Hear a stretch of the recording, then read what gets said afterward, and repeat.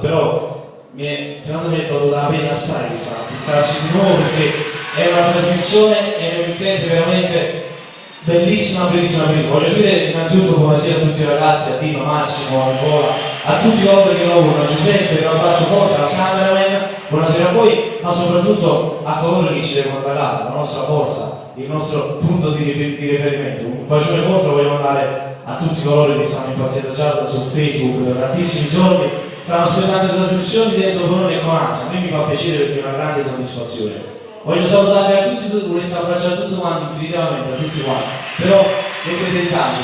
Bene, io ringrazio soprattutto da parte mia a voi proprio che ci date l'opportunità di fare di nuovo tutte queste bellissime trasmissioni, di stare un po' nei vostri cuori, nelle vostre case. Io quest'anno mi presento di nuovo proprio con questa canzone, iniziando la trasmissione Stasera di Gamba, perché è una canzone che è stata molto gettonata, grazie ancora al pubblico.